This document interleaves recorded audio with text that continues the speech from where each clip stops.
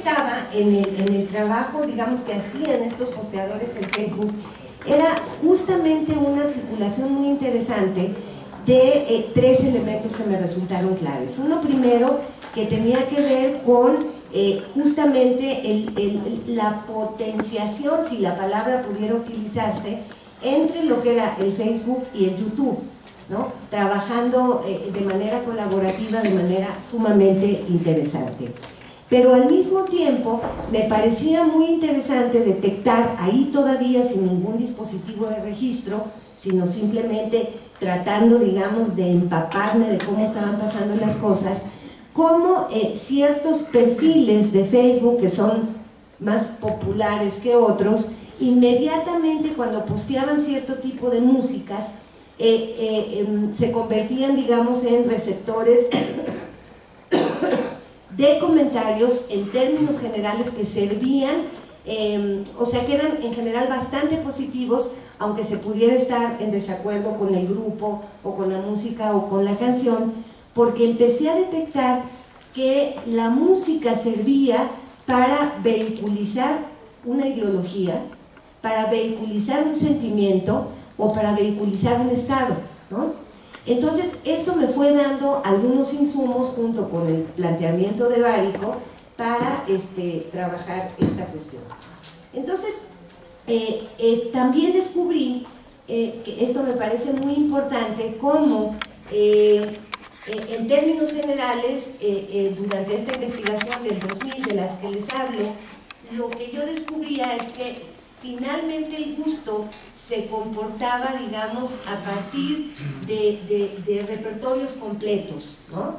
A uno le gustaba Pink Floyd, a uno le gustaban los Rolling Stones, le gustaba Madonna, etcétera, etcétera, pero la lógica fundamentalmente estaba articulada a repertorios completos.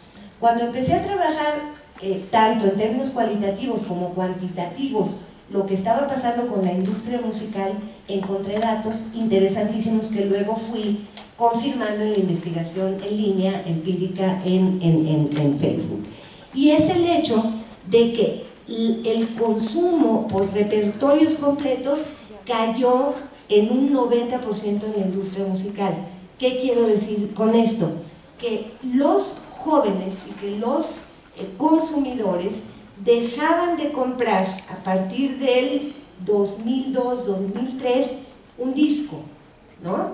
Dejaban de comprar a Lady Gaga para comprar una canción de Lady Gaga, una canción del Calle 13, una canción de los Beatles, una canción de Vicentico, en una configuración musical loquísima, ¿no? Que es esta cosa del el consumo del single, ¿no? Llamarían los norteamericanos, y con datos numéricos que además yo fui pudiendo verificar en línea, siguiendo a diferentes perfiles de jóvenes en Facebook, cómo aparecía, repito, una canción de, estoy inventando, Lady Gaga, enseguida una canción de Vicentico, hablando de lo que después descubrí cuando empecé a trabajar de manera más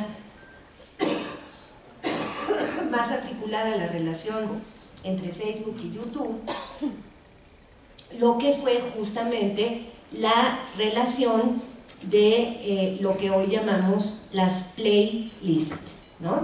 Las listas de tocada que están, o las listas musicales que tienen una configuración absolutamente loca, ¿no? Que uno no puede entender realmente a veces cómo funcionan.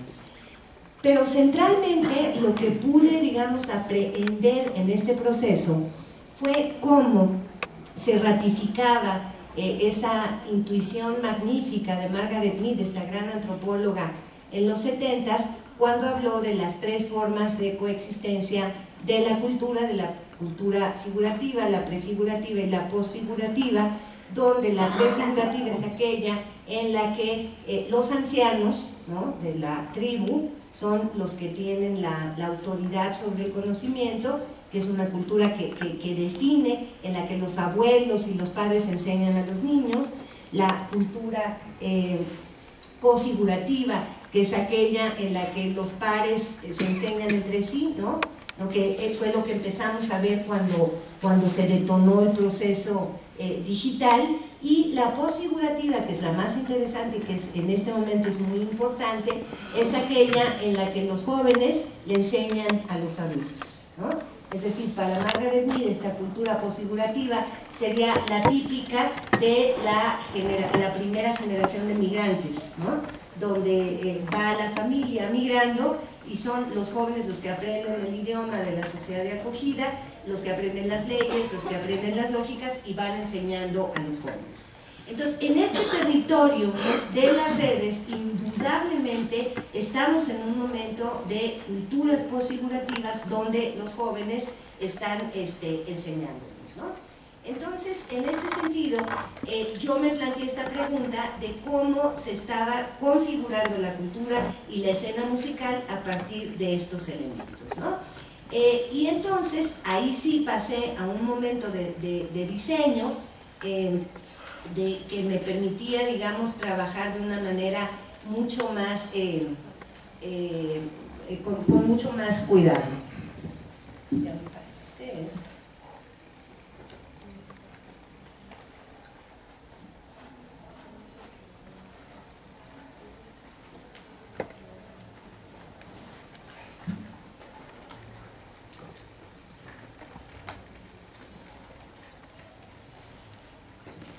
Ok, entonces ahí lo primero que yo empecé a hacer fue seguir a un grupo, ¿no?, relativamente amplio en un primer momento, de jóvenes mexicanos principalmente, argentinos, bolivianos, algunos salvadoreños y venezolanos, a través de cómo utilizaban la música desde tres lógicas fundamentales. Lo que llamo la cita es el video en concreto, la canción perengana de tal. Un segundo nivel que sería el de los estados, que serían aquellos que el posteador marca para acompañar la cita, ¿no? Hoy estoy enamorada y él no me pela, no me hace caso, etcétera, etcétera. Y ahí encontré, digamos, a través de una observación recurrente en línea, que hay tres tipos de estado, ¿no? Emotivos, la mayoría, la gente postea canciones en YouTube para comunicar a sus amigos en Facebook un estado anímico, pero también hay informativos, ¿no? Les voy de los más así, que son más eruditos, les voy a presentar a tal grupo colombiano que es una maravilla, que no sé cuánto, y los eruditos que son insoportables, pero que son legión, ¿no? Que abundan. Y luego me pareció muy importante también hacer un seguimiento puntual de los comentarios que se derivaban de estas citas. Pero lo interesante es que, si bien se articulan a la propuesta inicial del posteador, se van articulando en una lógica que, siguiendo de Lucy Guattari, pudiéramos llamar una lógica rizomática, donde sin perder el sentido inicial, ¿no?, con el que se lanza una cita, se van rearticulando de múltiples modos, ¿no? Entonces, aquí está la tabla a la que quería llegar.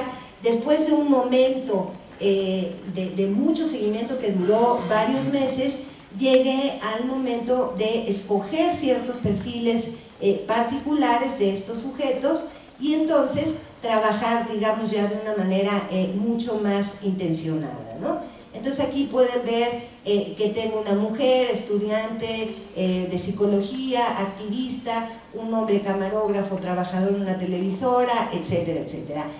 Aquí es simplemente un ejemplo, fueron 61 perfiles con los que trabajé al final, ¿no? Entonces, está cómo se presenta la cita y el ejemplo del estado, y luego fui articulando los comentarios. Cuando fui capaz de aislar estos elementos, acá está muy chiquito esto, pero lo que pude hacer es justamente lanzarme a una aventura que algunos de mis colegas me dijeron: estás loquísima, es un riesgo grandísimo, nadie te va a pelar, etcétera, que fue justamente lanzar la investigación en línea, ¿no? Entonces, en el momento en que hice esto, yo tenía 2.700 amigos, ahorita ando por los 3.000 y pico, y entonces fue abrir el rango de la pregunta y decir, díganme tal cosa, ¿no? O sea, bandita querida, menores de 29 me ayudan, estoy escribiendo un artículo y tengo dos preguntas que hacerles. ¿En qué medida contribuye YouTube a tu cultura musical y en qué ha cambiado tus prácticas musicales? Empecé a recibir, o sea, mi muro se convirtió no solamente en una especie de cuestionario en línea, sino en procesos de discusión entre ellos mismos cuando se contradecían, no, pero es que pasó tal cosa, etcétera, etcétera, ¿no? Entonces, yo he venido, los que conocen de alguna manera mi trabajo lo saben, que soy una fanática del grupo de discusión como dispositivo metodológico y de la entrevista colectiva. Creo mucho más en la entrevista colectiva y el grupo que en la entrevista individual, porque me parece que esta dimensión colectiva ayuda a que se maticen muchos de los procesos personales, ¿no? Entonces, de alguna manera me parecía que esta manera de proceder en línea estaba justamente fortaleciendo esta idea del grupo de discusión. Pero algo con lo que yo no contaba es que dos profesores de educación, tanto superior como media, se emocionaron tanto con la investigación que invitaron a sus propios alumnos a contestar la pregunta, ¿no? Entonces hubo una investigación mediada por otros investigadores. Entonces me llené de datos interesantísimos, de comentarios, de citas y de enormes aprendizajes. Acá está chueco, ¿no? Pero, o sea, esto no es realmente relevante. Pero digamos, esto muestra de alguna manera cómo la gente, o sea, esto me parece que tiene un elemento central que es justamente cómo este tipo de dispositivos desestabilizan esa idea instalada en el mundo adulto letrado y en los profesores aterrados con estos elementos que solamente hacen que los jóvenes se distraigan, que se pierdan, ¿no? Que se envicien. Y justamente se prueba cómo son dispositivos que pueden ser utilizados para la pedagogía y dispositivos utilizados para la investigación, y que los jóvenes pueden ser cualquier cosa menos desinteresados del mundo que les rodea, ¿no? Entonces esto, digamos, fue muy interesante, muy difícil, porque validar este conjunto de cosas ha sido sumamente difícil, y no me quiero detener demasiado en esto, pero sí quiero marcar algunos elementos, digamos, en términos de resultado. Un primer elemento tiene que ver con que se fortalece la hipótesis interpretativa de cómo en estas nuevas reconfiguraciones culturales la dimensión del repertorio completo, tanto en términos musicales como informativos, deja de tener relevancia, ¿no? En el sentido de que lo mismo que aplica para las playlists, aplica para las newslists, ¿no? De alguna manera, durante mucho tiempo, el consumo de medios de comunicación estuvo atravesada por su consistencia ideológica, ¿no? Entonces, el que era consumidor del tiempo, díganme un periódico de izquierda radicalísimo acá. Bueno, o sea, si alguien lee el tiempo, no puede leer Voz, ¿no? Esa era como la lógica que uno tiende a pensar. En México, el que leía el Reforma no leía La Jornada, por decir algo. Cuando uno trabaja con esta metodología, te das cuenta que lo mismo que sucede con Vicentico y Madonna, sucede con El Tiempo y Voz. Es decir, el usuario no compra el repertorio completo ideológico, sino que aísla fragmentos discursivos que le son significativos en su propia biografía, donde un columnista del Tiempo le habla, aunque el cuate sea anarcopón de superizquierda. Ahí hay un dato que es muy relevante, y al mismo tiempo un cuate que es absolutamente derechoso puede encontrar en un editorial de La Voz un elemento que le hable y le configure sentido. Entonces se están rearticulando encapsulando los mundos de unas maneras en que los estudiosos del consumo comunicativo van a tener problemas si siguen aplicando las mismas metodologías homogéneas, ¿no? Lo que quiero decir es cómo hay procesos de construcción mediados por el sentido, ¿no? Me parece también muy importante un elemento que pude ir constatando, y es una voluntad de habla y una voluntad de escucha, donde la música juega un papel central para configurar visiones e imaginarios del mundo que tienden a matizar el conflicto, ¿no? Entonces, muchas veces una canción que no tiene ninguna relevancia termina por ser la cita, motivo para detonar una conversación sobre el reciclaje como política de vida cotidiana, ¿no? O sea, hay ahí elementos que son sumamente relevantes y que me parece que debemos trabajar.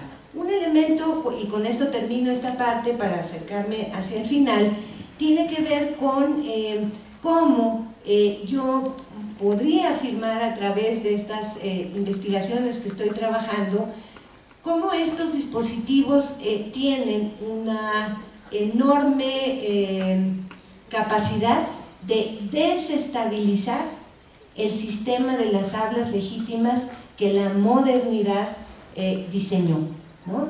Es decir, cómo hoy estamos frente a una ágora, frente a un nuevo espacio público donde el sujeto usuario que no nativo de internet, esa me parece que es también una cita fácil que no resuelve nada, que son estos sujetos los que se convierten en autores, ¿no?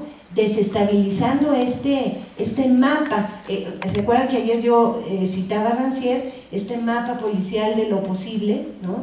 Este mapa de lo que es legítimo y de lo que es ilegítimo, sin solución de continuidad, es decir, donde un sujeto le da el mismo valor en términos de configuración de sentido al blog de su compañera de la preparatoria que al artículo de Perengano de tal. Esto tiene implicaciones. Yo no quiero tomar una posición moderna de que esto es gravísimo, ¿no? O sea, me parece que eso es una posición histérica que no nos lleva a ningún lado. Esto está pasando, ¿no? Está pasando, hay que reconocerlo y hay que ver qué tiene, digamos, de positivo en términos del sujeto, ¿no? Indudablemente hay una cultura del compartir que es interesantísima, ¿no? Y en fin, ahí hay un conjunto de elementos. Este artículo está completo, está publicado, está en línea, se puede consultar. Se llama Navegaciones Errantes, pero no me quiero detener más en esto, sino justamente ir a la última parte, donde lo que yo quisiera sería justamente deslizarme, si es que esta onda me lo permite, a